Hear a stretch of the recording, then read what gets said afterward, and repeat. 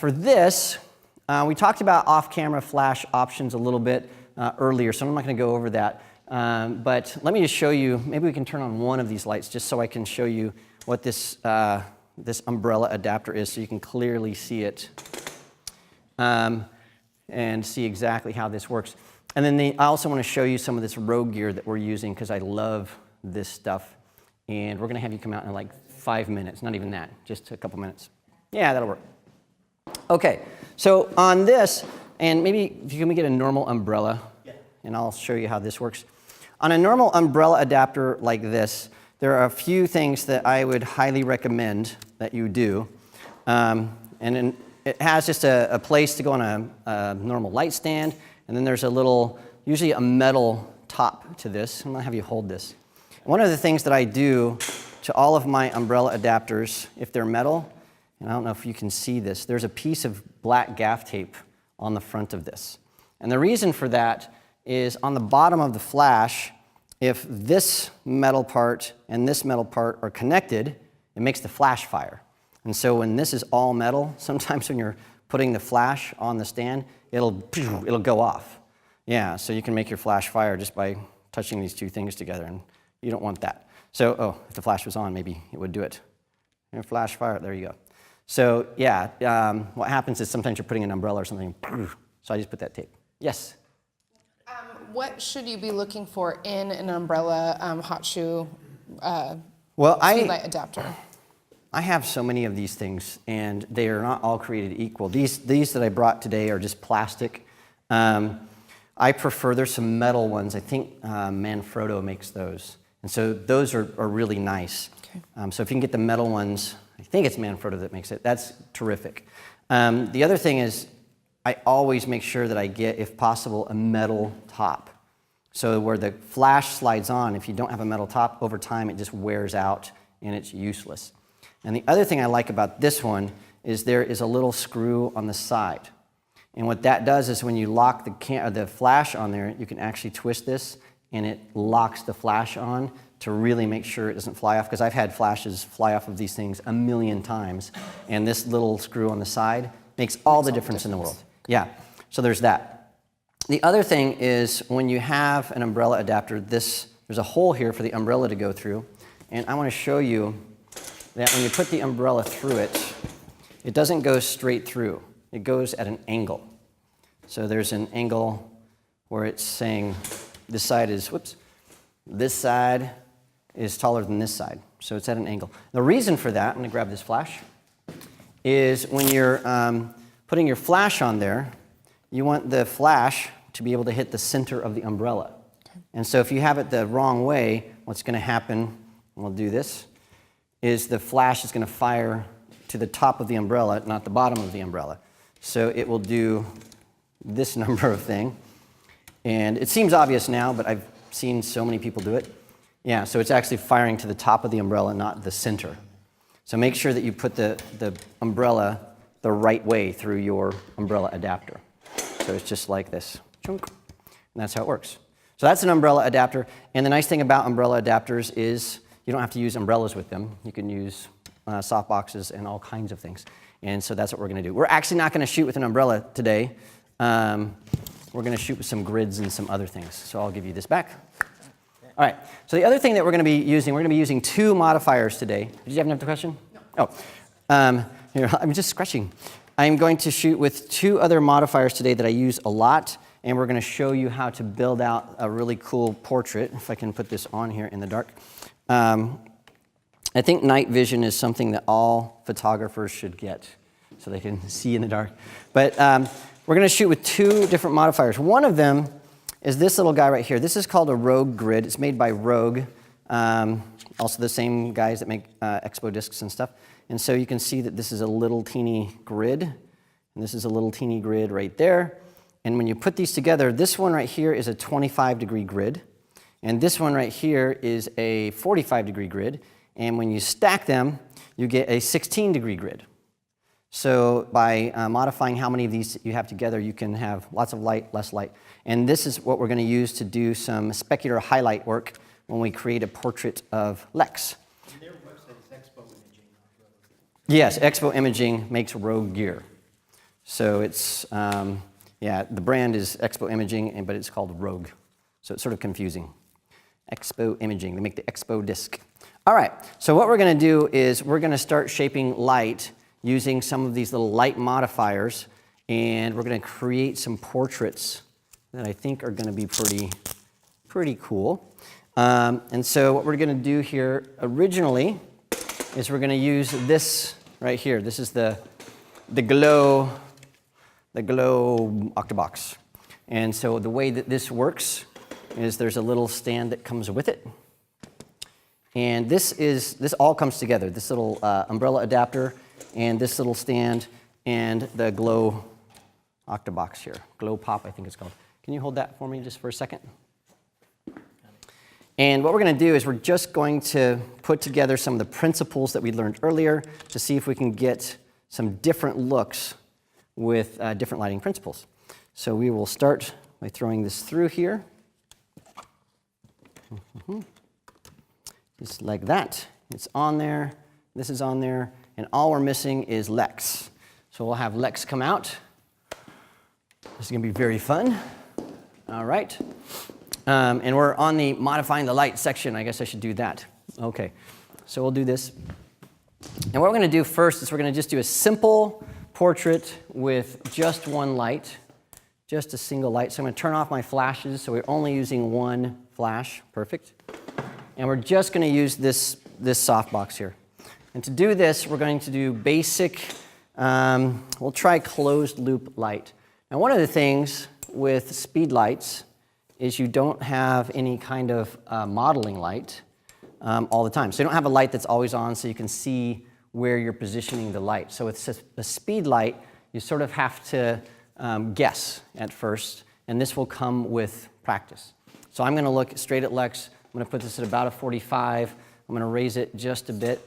And 45 degrees from the camera, 45 degrees up, is pretty close to where you want to be for Rembrandt light. And so this is pretty close. I'm going to bring it in just a bit. I'm angling this down. And I'm trying to illuminate just a portrait. So we just want a portrait. We're not going to do an entire full-length shot. So I have that about right there. Now on some, got it, thank you. On some cameras, there is a depth of field preview button. And when you push that, it makes your speed light strobe like that. So you can, that's the equivalent of a modeling light. And sometimes if you have your flash on your camera, it will do that, and you're like, what's happening? And it's because you're bumping that little button. So you can do that a couple times, but when you do that, what's going to happen is it heats up the flash, and it kills the battery. And so only do that a few times. All right, let's kill this light for a second, and we can see, now we can actually see what's going on there. So I'm going to take my first shot here, and we're going to see how this looks in the dark. Kaplamo.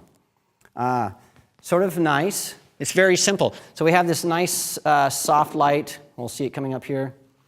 But what I want to do is I want to start shaping the specular highlights. I want more out of that than just this dark shadow here. I want to see if we can give some flavor to our model here. So what we're going to do, Lex, is we're going to have you stand out about halfway. That's cool. About like that. And we're going to move this softbox out. The nice thing is we're using TTL metering, so we don't have to actually do a lot of stuff. And then what I'm going to do here is I'm going to turn on both of my flashes back here. And what I'm trying to do is I'm trying to illuminate her jawline and cheekbones, just right on the sides.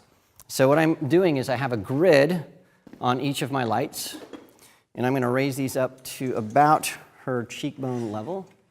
And to see where my light is hitting, I'm just going to fire the strobe. Kapowie. And I have it back far enough, this angle of light is far enough back that I'm trying to make sure I don't have any light falling on her eyes. I don't want to have this out to the side. I just want to have a highlight on her hair and her cheekbones. And I might have to raise this up a little bit so we get light on her hair, but let's do this. I'm going to bring this back just a little bit so we're about at the same angle. I'm going to fire this. And that is, the grid is a little bit wacky on this one, so I'm going to fix it. And I'm shooting Jim. There we go. Looks like we got it there. And this is one of the big differences, again, between speed lights and studio strobes, is not being able to see what you're doing exactly. All right, so the other thing that I've done here is on this controller, you can put things in groups. So I put these two flashes in group B and this flash in group A, and that way I can control these two flashes independently. And we're going to start working with this. So I'm going to have Lex look straight forward, and we're going to take just a nice test shot. A nice test shot. Kapowie. And what I'm seeing here when this comes up is I don't like the amount of light that we're getting from our kickers. So those specular highlights, lights on her cheeks, it's just too much. Right? It's too much. So what I can do is I can go in to my controller here, and I can actually go into my group, and I can take the flash exposure compensation down. So I'm going to take it down by 3 stops to say I just want a hint of light, just a hint of light. Boom. And now watch what happens to those specular highlights when we go from lots of light down to just a hint of light. It's much better. Now we have some issues here with our styling. And it's not the issue, the issue isn't the styling, the issue is how I'm working with the styling. If we look at her hair on the left-hand side, and I'll just go in here and zoom in on it. Look what's happening to all of our shadows here. We're getting this sort of cobwebby look on that side. And so for this, this probably isn't the best choice of lighting because of these hairs that are coming through here, because we're getting some different effects. So let's try to do something different. And for this, I think we can actually turn on our lights, and we'll see if we can overpower the ambient light here. So another thing I like to do, let's do some on-axis butterfly-ish light. So I'm going to move this straight on here. I'm going to raise this up, raise it up. We're going to do this. John, we might need that, the silver reflector. Yep, silver reflector. Okay, so one of the things you can do with on-axis light with a small softbox like this is you can actually just shoot straight through it. Okay, so I'm going to turn off this. We're going to only use 2 flashes for this. Only 2 flashes. And for this shot, to sort of constrain the ambient light, I'm going to shoot an aperture value. We're going to go up to f9. So if I want to have everything in focus from nose to the back of the head, I've noticed that at about 70 millimeters, I need to shoot at between f9 and f11, around there. And so because I want to have all of Lex's face and hair in focus, that's about what I'm going to do. We were shooting at 2.8 to really have this nice shallow depth of field. Now we're going to expand that depth of field. So before we use that, I'm going to go back. That was on group B, and I had it set to -3 exposure compensation. I'm going to reset it so it's back at 0. So we can start from scratch here. So I'm going to go in here to my little group setting, and I'm going to set it back to 0. Okay, so all of my lights are set back to just normal, no exposure compensation. I'm going to let you hold that for, actually, what I'm going to do is, well, I'm just teasing you. Let's take this. Here's a little trick that I'll show you if you have an assistant to help out. What I'm trying to do is figure out where that light should hit the background. And if I go over there and make the adjustment, I'll never figure it out. I mean, I will. It'll just take me forever. So what I really need to do is I need to look through the lens and then have somebody else position that light. So John, what I want you to do is go over there, and then I am going to take a look at this. So what we're having here is we have a vignette behind Lex's head. You see that? So what I want to do, though, is let's move that just to the left, just a hair. So just rotate to the left. Same spot? Camera's going to be in the same spot. I have it. Yep, try that. Trying this to click. I think it might need to go a little left again, but let's just take a peek. And as it comes up, perfect, just like that. And now what we're going to do is we're going to add that reflector. So let's get this silver reflector here. It'll be pretty cool. I feel like we're on local news where it's like the light's about to explode behind us. It's really cool. Yeah. All right, so we're going to put that silver reflector up. We're in the same spot. Lex looks great. Click. And now we have, let's put this back down for a second. Now we have that butterfly light that we talked about earlier. And this is going to come up. And look at how her eyes look so bright and sparkly. right? And so what we can do with a shot like this is we can do some post-production to it to make it even punchier. I really like it. But we can go in, we can take a peek, we can see that it's crystal clear. So with an aperture of f9, everything is going to be crystal clear, extremely sharp. So if we wanted to do some, beauty shots, whatever, where a magazine needed to see it, this would work great. We can also go in here, when I go into the develop module, one of the things that Lex has is our blue eyes. So what I'm going to do is I'm going to take the saturation of the blue and aqua. So I'm going to go in here and say, let's make her eyes look a little bit more saturated. So we're taking those blues up. And because there's not much blue in this image, it doesn't really affect anything except for her eyes. And so we have that. And then if we even wanted to isolate this even more, we could put an artificial vignette on this if we wanted to sort of bring that in. And that's cool. The other thing we're seeing here is in her hair. Notice we don't see a lot of detail in the hair here, so we've got some shadow issues that we might need to fix. So we can go in here to the shadows and open those up just a bit, and we'll see a little bit more of her eyes or her hair. And so we got this extremely easy, fast speed light portrait using the same principles that we looked at earlier. Just basic butterfly light with a grid on the background. Looks really cool. All right, are there any questions? We're going to do some black and white stuff, and I don't think Susan and Jim have any questions, so we're going to keep on keeping on. So soft light, it's great for color, but what about some black and white, really amazing images? So what we want to do here is take this flash. I'm going to turn this guy off, and maybe we can move this to the side. We're going to work with one light. I'm working with one light here. And then Lex, we're going to have you just stay out just a little bit. Yeah, perfect. And what I'm going to do here is, for black and white photography, we want small light, right? Very hard light. And that's what this grid is going to help us get. And so what we'll do here is we're going to get this to be about, let's do a 25-degree grid so we can sort of control the light on her. And then, John, let's get the other grid for a second. And we're going to do something that is, I don't know, we'll try to make it fun. We'll try to do a black and white image that has some 80s Do you want the grid itself flavor. Or on the flash? No, the flash with the grid on it. We're going to do some 80s goodness here in a second. We'll see how it works. I know you love the 80s. Yeah. The 80s were a decade where people lived, if you want to know. You're like, I know. All right, so here we go. We're going to put this on 45-degree grid. All right. Now, this is going to be sort of fun because I can't see what I'm doing because I don't have a modeling light, but we're going to work with it. Going to work with it. So I want nice side light to show form. I'll put it up about right here. I'm just going to pop this light really fast to see what we're getting. This is one of those situations where your metering might not work very well because we're going to be illuminating her and it's going to be extremely high contrast. So this is one of those areas where we might have to use our flash exposure compensation a lot. But let's just see how well this works. So keep that flash off for now.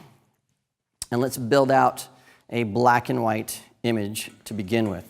And so we're going to just see what we have here. We're going to see the light. And what we have is just way too much light. We're going to see that we have way too much light falling on Lex's face.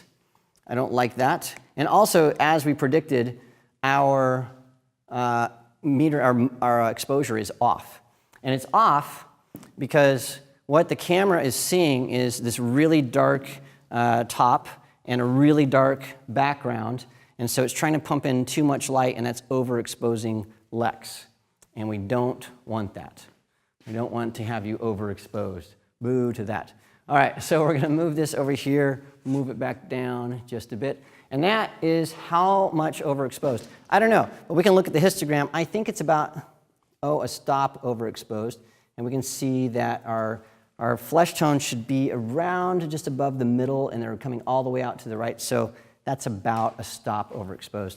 So what I can do is go in here, take my I'll show this to the camera so you can actually see what this is doing.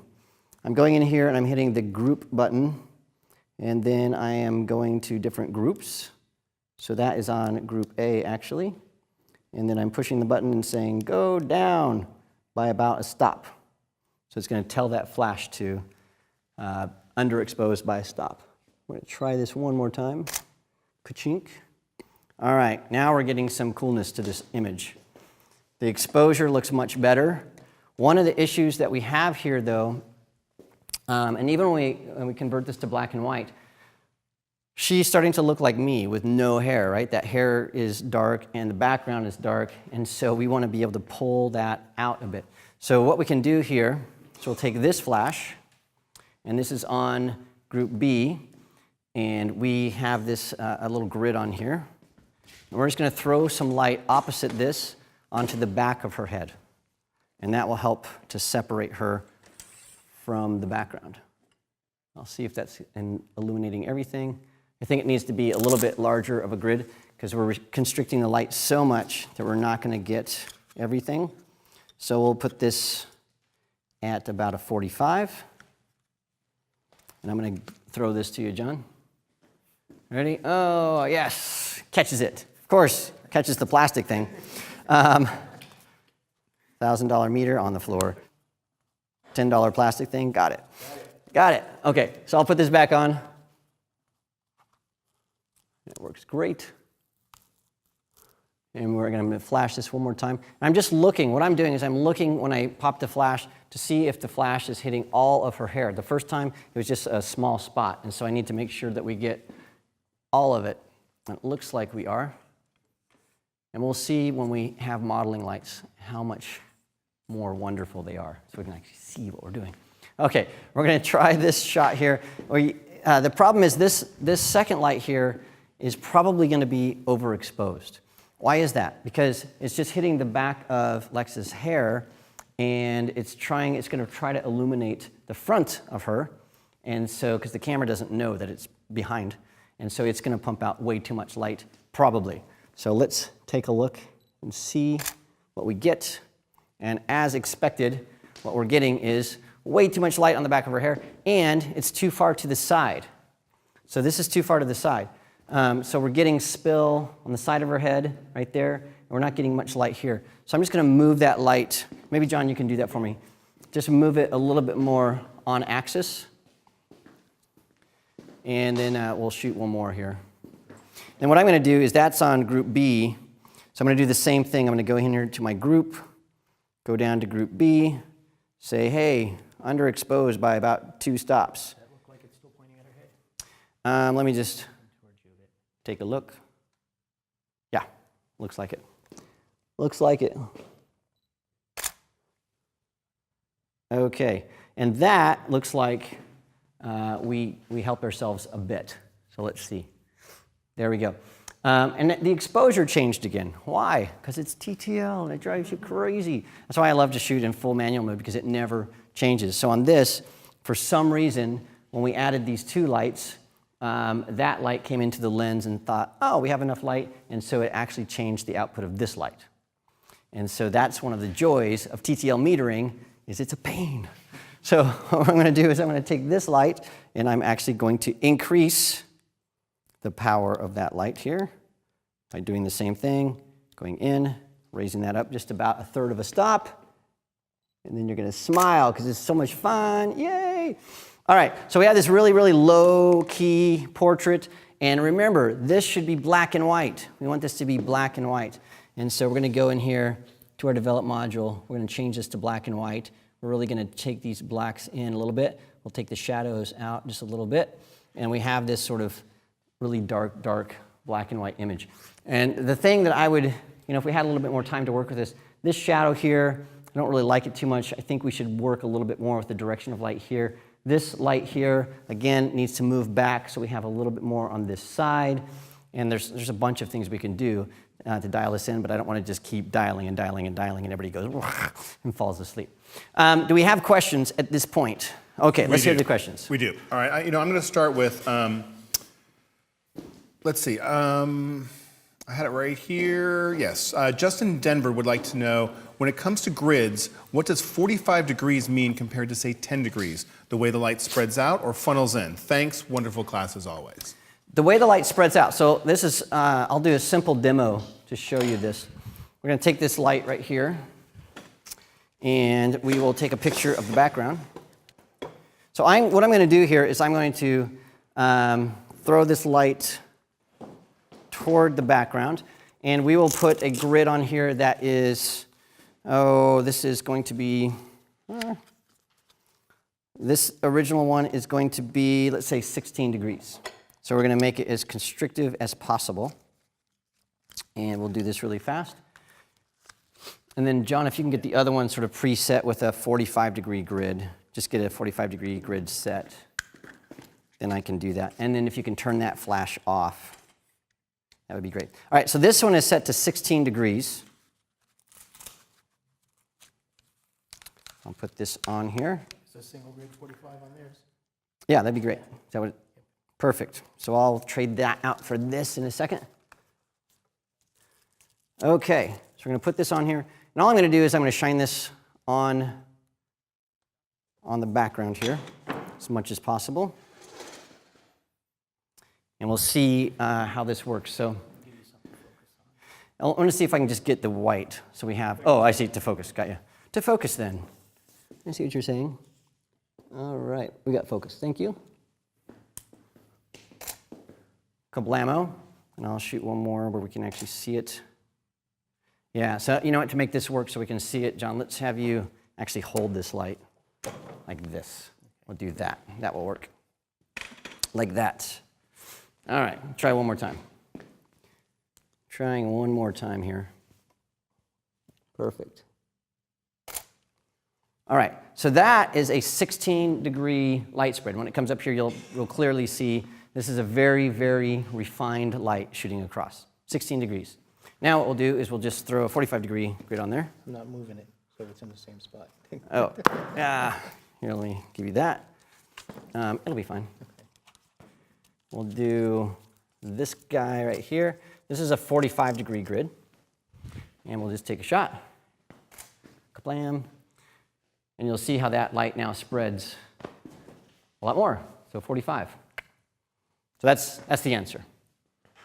45, 15. Thank you. Great demo.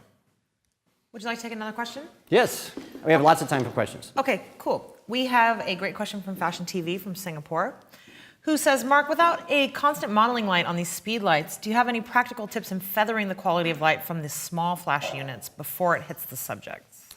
Yeah, I don't. So yes, and you'll see, you saw me struggling with this. It's like, where is this light? Where is it? We don't know.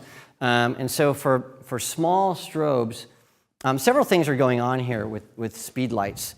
And I'll see if I can show into this camera over here, see if we can see this. There is a thing that we can do here.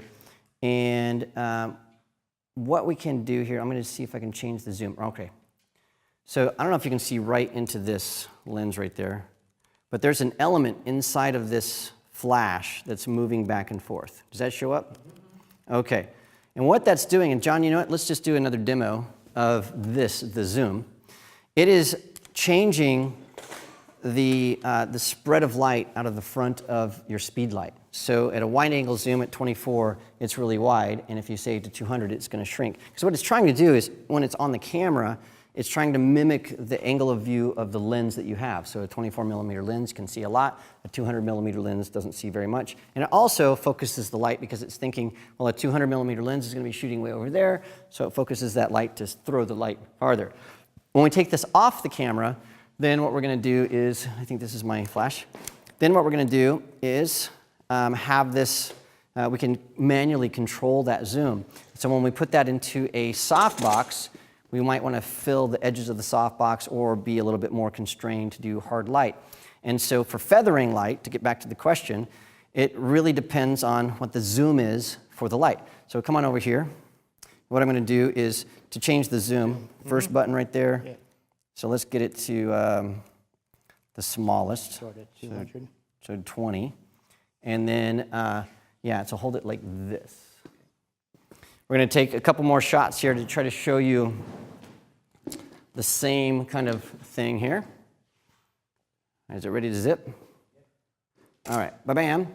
That is the light coming up at that's a 24 millimeter zoom, I think, that we started with, and no photo selected. That's interesting. There it is. You can see how that is really spread, and the light's coming out of both sides. And then now let's do a 200 millimeter. That's got the wrong button going on. It's, I know, these things are so tiny. Yeah, and then it goes back, so zoom. Yeah, just so you just push it once. There you go. Now rotate that all the way to 200. All right, now we're going to get that to 200. And watch what happens at 200. Boom. You can see that that goes from a very, very wide flash to something that is very constrained. Here it is, constrained. There it is. Plowy. And so to feather the light, to get back to the question, is I would get a model or somebody in the studio, and I would play with the angle so you can sort of know where that is without having the pressure of doing that live, in front of somebody. And the other thing that you can do to sort of feather the light is to hit this depth of field preview button, and you actually see this going, and that will help you to sort of go, oh, where should it be? And you can do that as well. But that feather is going to totally depend on what the zoom of the flash is. So if you get used to doing it, sort of by eyeball at one way, if the zoom changes, that's going to change everything for you. Okay, what other questions do we have? Andrew? Yes. So just now you used a grid as sort of an accent light or rim light. Do you use strip banks at all? And can you talk about when you would choose to use that? You mean like a thin strip light? Yeah, so Lex, why don't you come out and I'll sort of walk through that. I have a few strip lights, so I'll have you just stand in front of me like this. So what happens is if you want to, in fact, let's do it to this camera right here. If you want to, I'm like just moving around. If you want to have some nice highlights of chin and around, arms and stuff like that, I just use really hard light. And so what happens is you don't have a nice soft transition to the front of the face. And what can happen is you can get some really nasty shadows if you have little hairs and things like that. If you use strip lights, strip banks, then what you get is you get a nice specular highlight that's vertical, and you also get a nice transition onto the face, and so you don't have that really hard look. And so for more beauty and fashion photography, those strip lights, especially for beauty photography, work better than just hard light. And the hard light stuff works better for more action sports kind of, I'm Danica Patrick in a race car kind of stuff. The really colorful, beautiful, lots of makeup and hair stuff, the strip banks are going to work better because you're accenting the shadows.